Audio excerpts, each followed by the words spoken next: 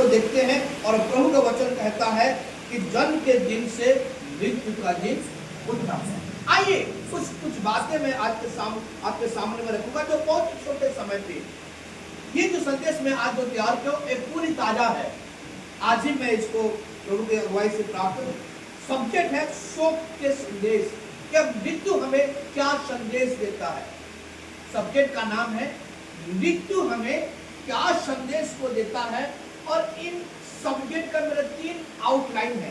पहला है विजय, दूसरा है विश्राम और तीसरा है वास्तविकता। 3 आउटलाइन में बात करना चाहता, 3 पॉइंट में। पहला है विजय, दूसरा है विश्राम और तीसरा है वास्तविकता। आइए थोड़ी सी गहराई में जाएं। विजय, क्यों प्रभु के वचन इस बात को आज आपके सामने में रखना चाहता है और ये मृत्यु को क्यों एक विजय के दिन के रीति से हमें सेलिब्रेट करना चाहिए।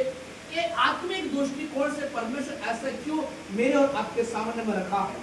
क्योंकि एक विश्वासी का मृत्यु उसके विजय का दिन इसीलिए है, जब हम इस जीवन जैसे ही जिंदगी शुरू होता है, जन्म तब से लेकर मृत्यु तक कई प्रकार के उतार चढ़ाव, कई प्रकार के टेंशन, कई प्रकार के मुसीबत और परेशानी से मनुष्य गुजरता है। लेकिन जब वह मृत्यु को प्राप्त कर लेता है तो सारे युद्ध से क्या हो जाता है, विजय को प्राप्त। बहुत सब्जेक्ट बहुत ही लंबा है, लेकिन इन शॉर्ट में कहें तो जीवन के जब आप और मैं इस दृष्टिकोण से देखेंगे कि मृत्यु की बाइबल कहता है कि जन्म दिन से मृत्यु का दिन उत्तम है। तो उत्तम होने का 3 कारण मैं बताऊं। पहला कारण क्या है कि यह विजय का दिन है। ये विजय को प्रकट करता है कि संसारिक दुख से, इस संसारिक पीड़ाओं से, संसारिक सताव से, संसारिक संकट से परमेश्वर हमें क्या करता है, विजय को देता है। प्रभु यीशु मसीह का मृत्यु शोक के नहीं परंतु एक विजय की ओर लेके चलता।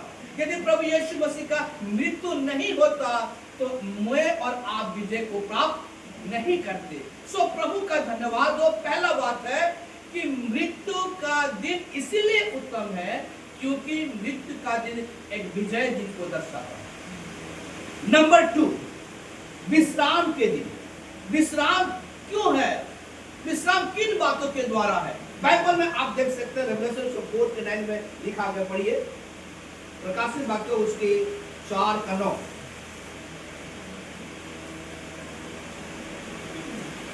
हर एक लोग पढ़िए। और जब ये प्राणी इसकी जो सिंहासन पर बैठा है और जो युगानुयुग जीता है, महिमा और आदर और धन्यवाद करेंगे। बाइबल में लिखा गया है कि परमेश्वर, जैसे आज हमारे भैया ने पढ़ा है, बाइबल में ऐसे बहुत सारे चीजें लिखा गया है। सुबह बहुत ही अच्छा संदेश को देता है। लास्ट चैप्टर में जब मैं पढ़ रहा था कि परमेश्वर अनंत विश्राम को देने वाला परमेश्वर, 11:28 में भी लिखा गया है कि परमेश्वर बुलाता है कि वो हमें क्या करे, विश्राम को दे। लेकिन जब एक व्यक्ति मृत्यु को प्राप्त कर लेता है तो अनंत विश्राम में चला जाता। इसलिए मृत्यु का दिन उत्तम है क्योंकि उसमें जो सुकून जो मिलता है वही व्यक्ति एहसास कर सकता है जो व्यक्ति उस दशा से गुजरा। दूसरा नंबर बात है कि आपको और मुझे इस बात को विश्वास करना है कि आपको और मुझे संसारिक दुखों से, पीड़ाओं से, समस्याओं से परमेश्वर विश्राम की ओर मुझे आपको ले चलता है। हर एक का दिन गिना हुआ है। आज किसी और का दिन है, कोई ना कोई ऐसा दिन जरूर आएगा जो मेरी और आपके सामने में होगा। लेकिन उस समय पे इस बात को हमें अपने लोग को याद करना चाहिए कि वो दिन बहुत ही बेहतर है कि उन्होंने संसार के अभिलाषाओं से, संसार के उन सारे पापों से, उन सारे संकट से परमेश्वर उन्हें क्या कर जाता है, विश्राम। आज लोग बहुत बेचैन है। जितना पैसा उतना ज्यादा बेचैनी, जितना पैसा उतनी ज्यादा बेचैनी, बीमारी का बेचैनी, बहुत प्रकार की बेचैनी पाया जाता है। लेकिन एक इंसान जब मृत्यु को प्राप्त करता है तो बाइबल कहता है कि परमेश्वर उन्हें क्या करते हैं, अनंत विश्राम को। मेरे प्यारो परमेश्वर के लोग, निश्चित तौर से हमें इस बात को जानना बहुत जरूरी है कि परमेश्वर महान है और इसीलिए अपने लोग को छोड़ता नहीं है।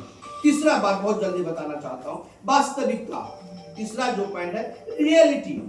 मेरे प्यारो परमेश्वर के लोग, मृत्यु, बाइबल में लिखा गया जन्म, मृत्यु और न्याय, ये क्या किया गया है, तय किया गया। इब्रानी में लिखा गया है जन्म, मृत्यु और न्याय, ये फिक्स है। ऐसा कोई भी व्यक्ति इस सच्चाई से या इस वास्तविकता से कभी बच नहीं सकता। वास्तविकता है कि मुझे और आपको इस दशा से गुजरकर अनंत जीवन की ओर आगे बढ़ना है। हालेलुया। अनंत जीवन की परमेश्वर प्रबंध किया है। जब तक परमेश्वर आपकी और मेरी आयु को रखा है, उस आयु तक मैं और आप जीवित रहेंगे। परंतु जब हमारी आयु खत्म हो जाएगी, तब हम प्रभु के पास में चले जाएंगे। वास्तविकता यह है, और इस वचन को थोड़ी सी अगर गहराई में अध्ययन किया जाए तो आपको मालूम है, लूका की किताब उसका 16 अध्याय 19 से लेकर 31 तक में लाजार और धनवान के बारे में लिखा गया है। और गजब की बात है कि एक मृत्यु व्यक्ति, एक मरा हुआ व्यक्ति, जब सीन को आपको मालूम है, घटना आपको मालूम है, उनकी तरफ से एक संदेश आता है। आपको मालूम है वो घटना, संदेश आता है और वो चाहता है वहां पे मैं एक अच्छी बातों को मैं जब तैयार कर रहा था, देख रहा था, आज मैं और आप प्रार्थना कर पा रहे हैं और परमेश्वर क्या करता है, सुनता है। लेकिन उस घटना में यदि आप देखेंगे तो वो प्रार्थना तो किया, लेकिन प्रार्थना एक्सेप्टेबल नहीं